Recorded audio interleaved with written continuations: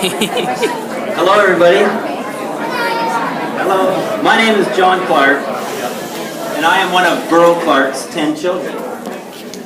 On behalf of my entire family, we would like to thank all the priests for celebrating Mom's life, CWL for honoring Mom, and we'd also like to thank everybody for being here. We would also like to recognize those that can't be with us today, including Mom's two sons, Peter and Frank, and also Mom's dear friend, Sister Nanette. Mom was born on February 20th, 1929 in Vancouver. She grew up just up the hill on 8th and Trimble with her two younger sisters, Coke and Donna.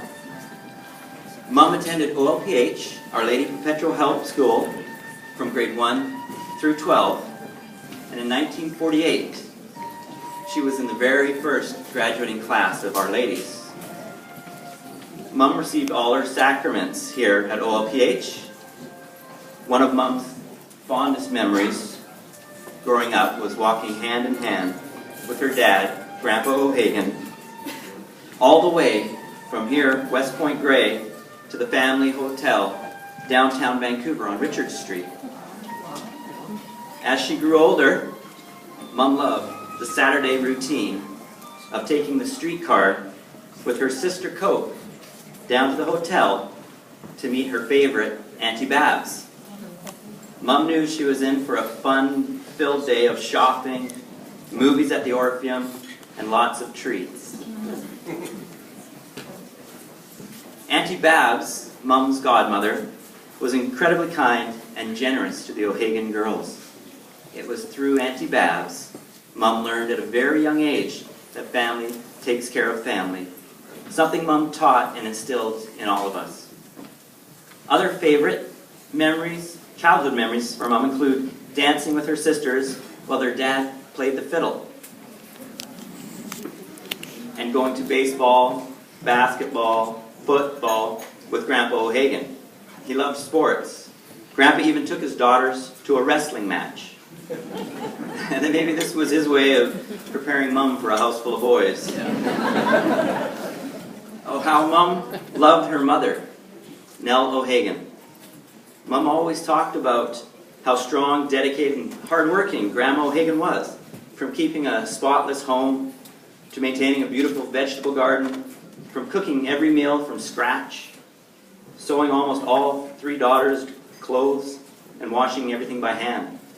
Wow, it was clear that Mom's incredible work ethic, endless energy, and nurturing spirit came from her mother, Nell O'Hagan. As a young woman, Mom learned to play the piano and achieved level 10 at the Toronto Royal Conservatory. Mom grew up in a home filled with music. Her sisters remember friends would come over to the house with their instruments and actually record the music on records made of glass. Mom was on the piano, her friends played the clarinet and the drums, and her dad, Grandpa O'Hagan, just had to get in on the action, and he playing the fiddle. When they played back the recording, there was often too much fiddle. As a teenager, she worked at the Hudson's Bay Company, playing the piano and selling sheet music. In fact, Mom's sister reminded us just the other night that because Mom was so talented, she could add runs and fills and chords to all the music. And the customers would then race home, excited to play their new music, but boy, it just didn't sound the same. One of Mom's best days of Mom's life was when she met a man named Dick Clarke. They met at CYO, Catholic Youth Organization, right here at OLPH, in this very spot. They got married upstairs on February 19th, 1949, when Mom was 19. That's 67 years ago. How amazing is that? They had the reception at Georgia Hotel and honeymoon in California. They were off to a great start. Mom and Dad wasted no time building their family. Together, over the next 23 years, filled their home with 10 children. Their life was busy and hectic, but always filled with great joy, love, and happiness. Mom and Dad's 10 children were all baptized, received Holy Communion and the Sacrament of Confirmation here at Our Lady's.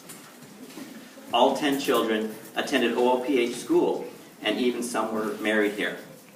Myself, my sister Ellen, and my brothers have so many treasured memories of our mother.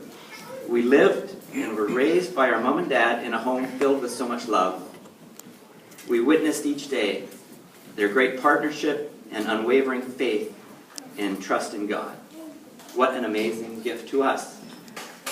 Richard remembers Mom trying to teach him how to dance and to play bridge, both pastimes that Mom loved.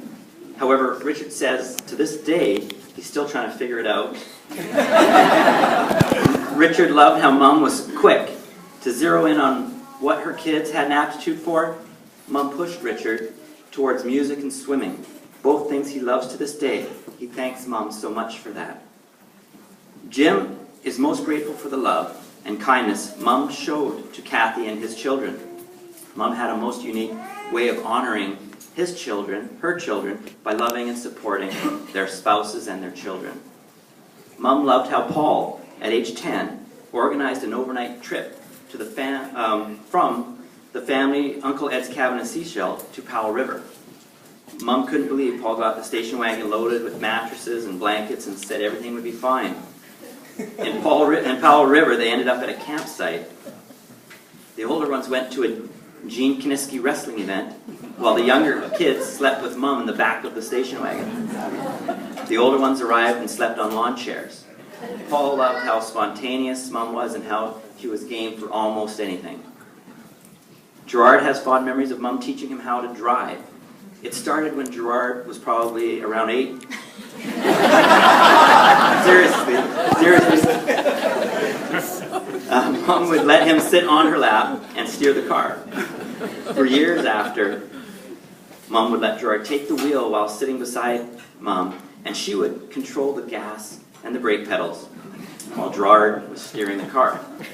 By 15, Gerard had his learners, and he and Mom would hop in the station wagon and cruise the streets of West Point Gray. Peter loved Mom. Mom always marveled at how good Peter was at gymnastics and snow skiing. She took great pride watching him excel in these two sports. It's funny, after Peter's enthusiasm for skiing, Mom's husband, our dad, took up snow skiing at age 50. Dad celebrated his 90th birthday with Mom and the kids last June. And I think she was probably thinking, what's next? At age 90, he'll take up water skiing? One of Mom's favorite stories about Patrick is when she accidentally left him sitting on the toilet in the house. Mom was so